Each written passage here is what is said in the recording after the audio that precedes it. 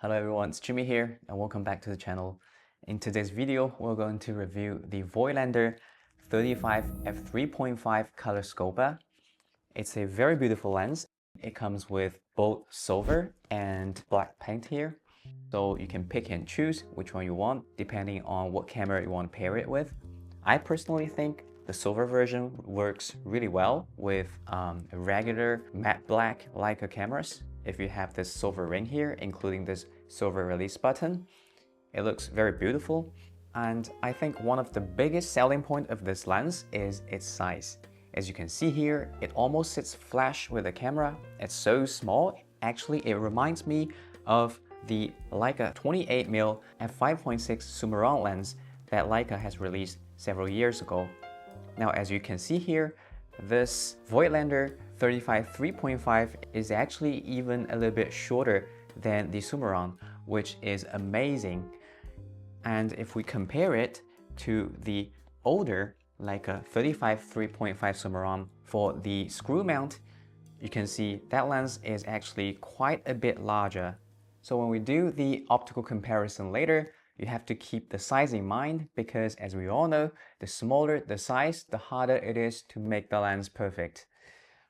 Now, before going into optical quality, let's first take a look at the build and handling. The build quality of this lens, as always from Voigtlander, it is quite good. There's an infinity lock here, which lets you lock the lens in this position. I know a lot of people don't like the infinity lock on some of the lenses, but here it's actually necessary. As you can see, if you don't lock it, there's no way to change the aperture ring without moving the focusing ring. And also, when you take your lens on and off the camera, it is also quite necessary to hold on to these 2 points here. Otherwise, it's really difficult to take the lens on and off. So as you can see, with the small size, it comes with these quirks that actually hinders the handling of this lens. As a matter of fact, the aperture implementation is the biggest complaint I had about this lens. And also, as you can see, because the lens is so thin, it's actually really hard to find where the aperturing is. But Voigtlander did something really smart here. They included this metal lens hood that comes with this screw, which doubles as a focusing knob when you put it on. And then you can simply use the screw here to turn the aperture, which makes it feel a lot better. Now, not only did Voigtlander include this lens hood, they also included 2 lens caps, one for the hood, one for without the hood. And also, they have included this super thin UV filter in case you don't want to use the lens hood and you want to keep it super low profile. But my recommendation is to use the lens hood instead of the UV filter because, for one, it makes the lens actually looks super retro and very beautiful, and also it helps with the aperture adjustment.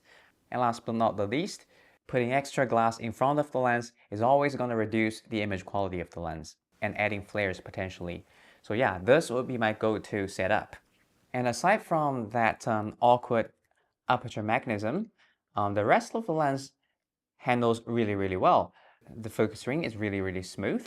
As smooth, I would say, as the Leica lenses.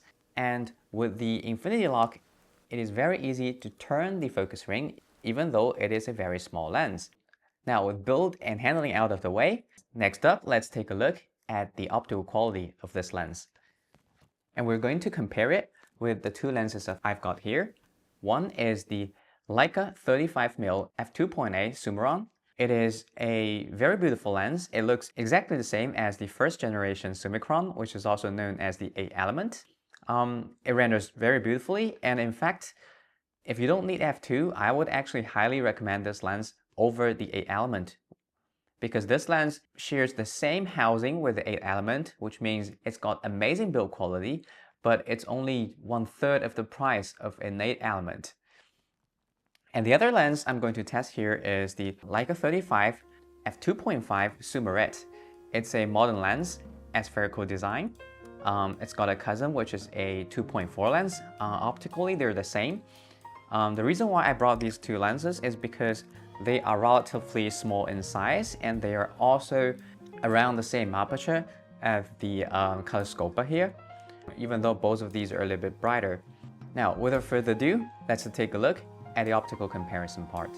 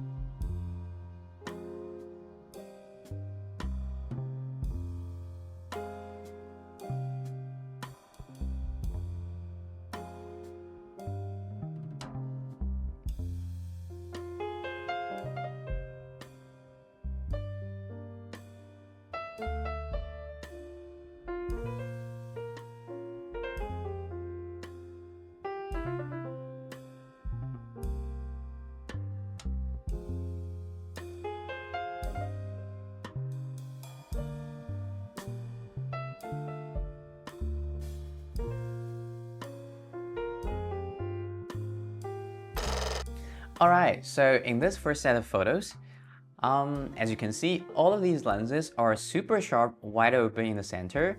I wouldn't be worried about image quality in the center at all. You're free to use the whole aperture range, not like some of the faster lenses. And also, you may see that the Voigtlander lens is actually a bit cooler than the Leica lenses, especially compared to the 2.8 Summaron. I would actually say the coating on the Voigtlander is similar to the modern Leica lenses, where they lean a little bit more towards magenta and cooler tones compared to the older Leica glasses, where they usually lean more towards yellow and greenish warmer tones. And also, even though this lens is a 3.5 lens, somehow the bokeh actually looks a little bit smoother than the 2.8 from the Summaron, as we can see from this image here. Alright, so next up, we're going to shoot these lenses indoor at minimum focus distance and see how they renders.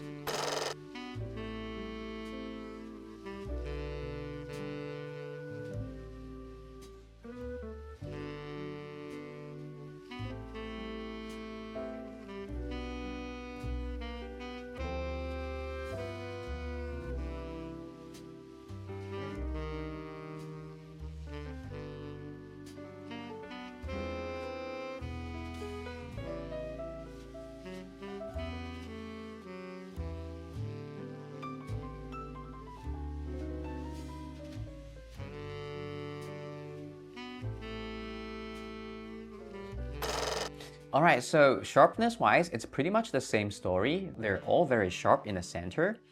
In terms of bokeh, as you can see, if you can get close enough to the subject, a 3.5 lens can still produce quite a bit of bokeh, and it also can be very pleasing. I think for environmental portrait, around f2.8 and f4 is actually a very good focal length for 35mm lenses when you don't want to just blow out the background. For that purpose, I think this lens is very good. Alright, next up, let's take a look at edge and corner performance.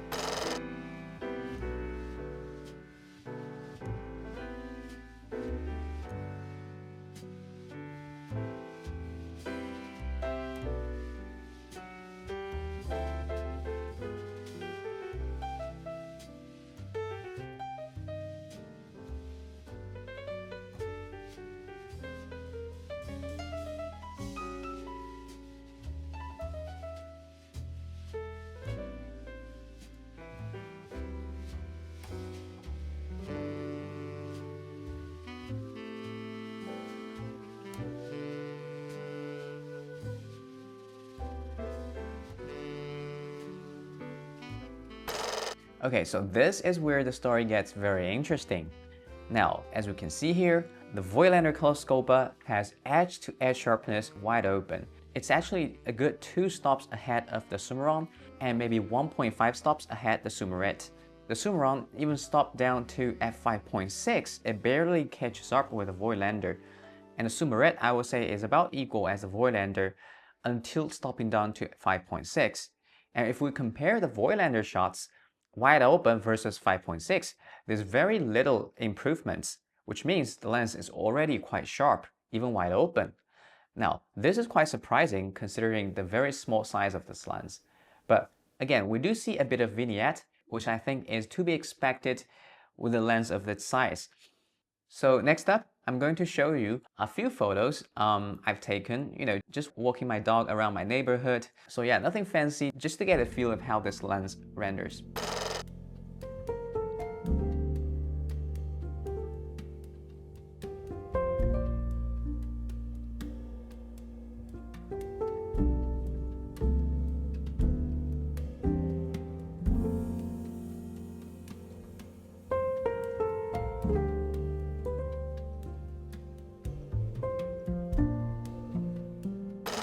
Alright, so here you go. Probably one of the smallest 35 lenses ever produced on the Leica M system.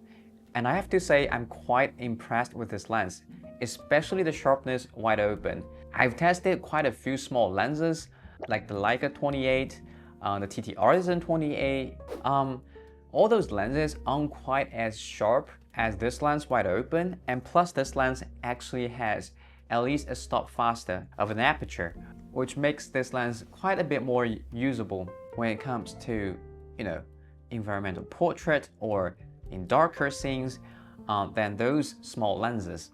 Yeah, I would actually rank this lens at the very top of these small and compact lenses, maybe on par with the Voigtlander 40mm f2.8. If you remember, I've reviewed that lens on my channel quite a while back, and that lens is also very, very sharp. But I think this lens is even a little bit sharper. I would highly recommend this lens if you want a really small, really compact 35 everyday carry lens to go with your Leica M. And like I said, the only complaint is, it's mostly due to its size, is the aperture mechanism, which is not the best. But again, what can you complain when you can have a lens so small as this one here and also comes with amazing optical quality? So yeah, Voigtlander again knocked out of the park here, and I'm really looking forward to some of the other lenses they're going to release this year, namely the 28 Apple, which they actually released ahead of Leica, and also some of the updates to their older lineups like the 40 and 35 f1.2 lenses. So yeah, stay tuned if you're interested in lens reviews like this one, and I'll see you in the next video. Cheers, bye.